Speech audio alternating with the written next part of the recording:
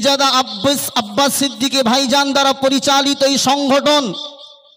তাই এই সংগঠনের ব্যানারে যদি আজকে আমরা গিয়ে দাঁড়াই, তাহলে হয়তো আমাদের গায়ে তকমা লেগে যাবে যে ভাইজানের পার্টি করে।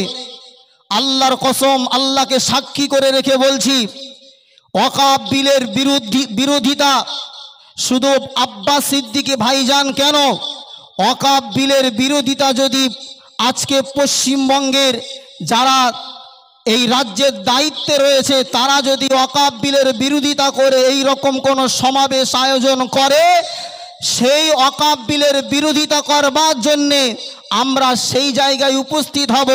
সেখানে দেখব না কোন দল ডেকেছে। আজকে আমাদের মেন যেটা লড়াই হলো, প্রধান আমাদের উদ্দেশ্য হলো আমাদের কাছ থেকে ওয়াকফ সম্পত্তি ছিনিয়ে নেওয়ার জন্য নতুন যে আইন পাশ করেছে সেই আইনের বিরোধিতা করা। এই আইনের বিরোধিতা করবার জন্যে আমাদের শরীরের রক্ত যদি দিতে হয়, আমরা তারপরেও আমাদের বাপ দাদার রেখে যাওয়ার সেই সই সম্পত্তিকে রক্ষা করবার জন্যে আল্লাহর কসম বুকে তাজা রক্তকে ঢেলে দেওয়ার জন্য প্রস্তুত আছি। ঠিক না বেদিক? জোরে বলুন। ভাই আমার,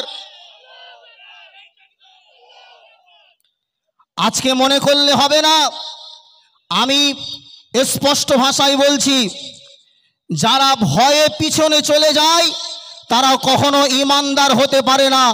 ইমানওয়ালা একমাত্র যাকে ভয় পায় তার নাম কি? জোরে বলুন। আরো জোরে বলতে হবে, কার নাম কি? আল্লাহ। ভাই আপনারা যারা এখানে এসেছেন একটা কথা স্পষ্ট করুন, যদি আব্বাস সিদ্দিকী ভাইজান এই জলসাতে উপস্থিত হতে না পারে তাহলে এই জলসা কি আমরা শেষ করব না? এই কথা বলছেন না কেন? ভাইজান কতদিন দুনিয়াতে থাকবেন না থাকবেন সেটা কার হাতে? জোরে বলেন।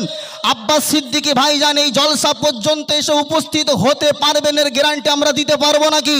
তাহলে ভাইজান যদি এই জলসায় নাও আসে তাহলে এই ওয়াকফ সম্পত্তি শুধু ভাইজানের নয়, এই ওয়াকফ সম্পত্তি শুধু হরিণঘাটার মানুষের নয়, এই ওয়াকফ সম্পত্তি যারা দেশকে ভালোবাসে, যারা মুসলিম, যারা কলেমা পড়েছে, ওয়াকফ সম্পত্তি আমাদের। তাই ভাইজান না আসলেও আজকে আমাদের এই সভাকে সাফল্যমণ্ডিত করতেই হবে। ঠিক না বেদিক? জোরে বলেন।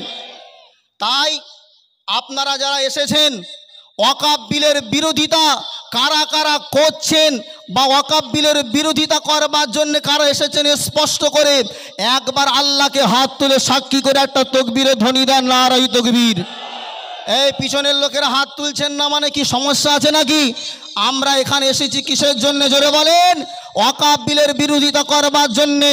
তাই মুসলমান মনে রাখতে হবে, 1 লক্ষ মানুষ হলে সেই বিলের বিরোধিতা করবার জন্য 1 কোটি মানুষের লাগবে না। 1 কোটি 10 কোটির ব্যাপার নয়। ব্যাপারটা হচ্ছে যদি 10 জন ইমানওয়ালা সত্য কথা আল্লাহর উদ্দেশ্যে আল্লাহর রিজামন্দি হাসিলের জন্য 10 জনও দাঁড়িয়ে যায়, 1 লক্ষ মানুষের প্রয়োজন হয় না। 10 জন মানুষের ইমানের শক্তিতে বিজয় আসা সম্ভব। ঠিক না বেদিক? জোরে বলুন। কেন মুসলমান ইতিহাস ভুলে গেলে চলবে না, ইতিহাস ভুলে গেলে চলবে না। আপনারা বদরের ময়দানকে আপনারা মনে করুন, স্মরণে রাখুন। বদরের ময়দানে আল্লাহর কসম রাসূলুল্লাহ সাহাবী 1 লক্ষ উপস্থিত হয়নি। আল্লাহর রসুলের পিছনে মাত্র 313 জন সাহাবা গিয়ে দাঁড়িয়ে গিয়েছিলেন।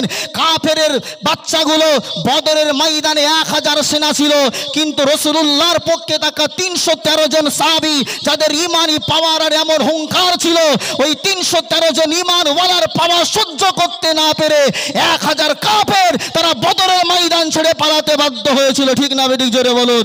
তাই ভাই আমার, 1 লক্ষ লাগবে না। যদি হরিণঘাটা ব্লকের মানুষ, সত্যি কথা বলছি, আপনারা সত্য কথা, নিজের বাপ দাদার ঐতিহ্যকে বাঁচাবার লড়াই, এই লড়াই যদি আপনারা সত্যি কথা আল্লাহকে রাজি করবার জন্য দাঁড়ান, ইনশাল্লাহ আমাদের বিজয় খুব একটা বেশি দূরে, জোরে বলুন, নয়।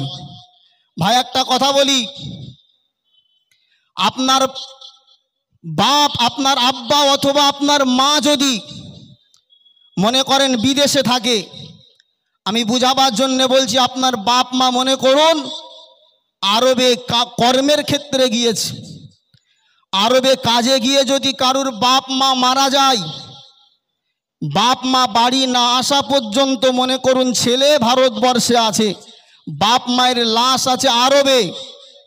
এখন বাপ মা আরবে মারা গেছে, সন্তান ভারতে বসে কাঁদতে পারবে না? পারবে না? আর কথা বলছেন না কেন? পারবে না, পারবে না। বাপ যেখানেই মারা যাক, পাকিস্তান হোক, আফগানিস্তান হোক, ইরাক হোক, ইরান হোক, সে তো আমার বাপ, সে আমাকে জন্ম দিয়েছে। তাই বাপ যেখানেই মরুক, বাপের মায়া সন্তানের ভিতরে থাকবে, ঠিক না বেঠিক? তাই কেউ যদি বলে তোর বাপ মারা গিয়েছে আরবে, কাঁদবার দরকার হলে আরবে গিয়ে কাঁদ, এটা কি বোকামি হবে নাকি? এই কথা বলছেন না কেন? বুদ্ধিমানের হবে। বাপ যেখানেই মরুক, মায়া আমার বাপের প্রতি আছে, ঠিক না বেঠিক? জোরে বলুন। তাই আমি এই কথার দ্বারা কি বলতে চাইছি আপনারা স্পষ্ট বুঝতে পাচ্ছেন? ভাই আমার, বিল যেখানেই পাস হোক না কেন, প্রতিবাদ সেখান থেকেই করা যাবে যেখানে আমাদের ভালোবাসা আছে, ঠিক না বেঠিক? জোরে বলুন। তাই ভাই আমার, আজকে আমরা যারা এখানে প্রতিবাদ করবার জন্য এসেছি, দাঁড়িয়েছি, আপনাদের প্রত্যেককে একটা কথা উদ্দেশ্য করে বলি।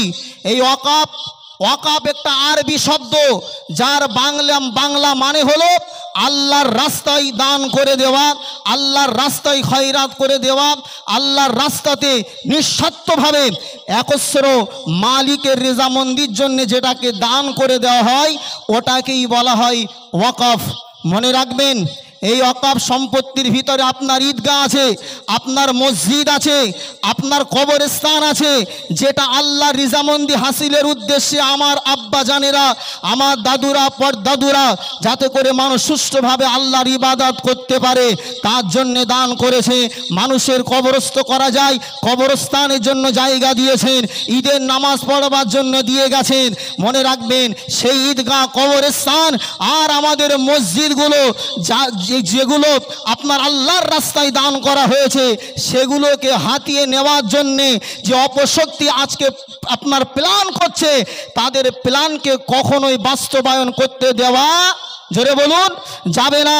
তাই আগামীতে ইনশাআল্লাহ আমাদের অন্তরে যাদের ঈমান আছে, শুধু মুসলমানের লড়াই এটা নয়, যারা ভারত দেশকে ভালোবাসে, যারা সংবিধানকে ভালোবাসে, সংবিধান বিরোধী আইন যেটা করেছে তার বিরোধিতা প্রত্যেকটা মানুষের করবার দরকার আছে না নয়? জোরে বলুন। তো ভাই আমার, আজকে আমরা যারা এখানে এসেছি, আমার পরে আরও অনেক বক্তা রয়েছেন, আমি সংক্ষেপে বলতে চাই, আমরা প্রত্যেকেই সজাগ হব, আমরা প্রত্যেকেই সজাগ থাকব যে আমাদের এই মুসলমানদের যে ঐতিহ্য, মুসলমানদের বাপদাদার রেখে যাওয়া যে সম্পত্তি, সেই ওয়াকাফ সম্পত্তি যদি কেউ আমাদের কাছ থেকে ছিনিয়ে নেওয়ার জন্য আসে, আমরা ইনশাআল্লাহ আমাদের বুকের তাজা রক্ত দিয়ে হলেও এই বিলের বিরোধিতা করছি এবং আগামীতে করব। সকলে বলুন ইনশাআল্লাহ, সকলে বলুন ইনশাআল্লাহ। ভাই, তাই এই প্রতিবাদ আমার, আপনার, আমাদের সবার প্রতিবাদের কথা আমি ছোট্ট কলমে, আমি দু কলমের ভিতরে আপনাদেরকে একটা ছোট্ট ছন্দের ভিতর দিয়ে এই কথাটা শোনাবো। আমার কথাই যদি আপনারা একমত হন, তাহলে কেউ মুখ বন্ধ রাখবেন না, একটু তাকবীরের ধ্বনি দিয়ে ঈমানকে আরও বাড়িয়ে নেবেন। তার আগে আর একবার প্রত্যেকটা মানুষের কাছ থেকে একটু তাকবীরের ধ্বনি চেয়ে নিচ্ছি। তাকবীর দেন তো, নারায়ে তাকবীর। ভাই, আপনার কি মনে হলো এখানে যারা আমরা উপস্থিত হয়েছি সবাই আমরা তাকবীর দিয়েছি? না, অনেকে কিন্তু আওয়াজ চেপে রেখেছি। মনে রাখতে হবে, আওয়াজ যদি আপনি জোরে দেন, লাভ হবে কি? লাভ হবে আপনার ঈমানি শক্তি আরও বাড়বে। তাই একটু মুসলমানের মতো আওয়াজটা দেন না, নারায়ে তাকবীর।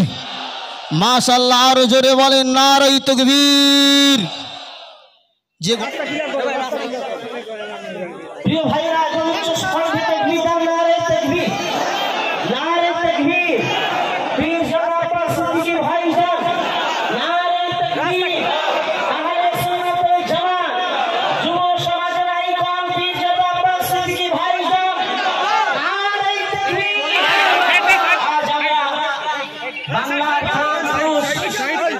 আমরা বাংলার সালাউদ্দিন আইয়ুবীকে কাছে পেয়েছি, যিনি নতুন করে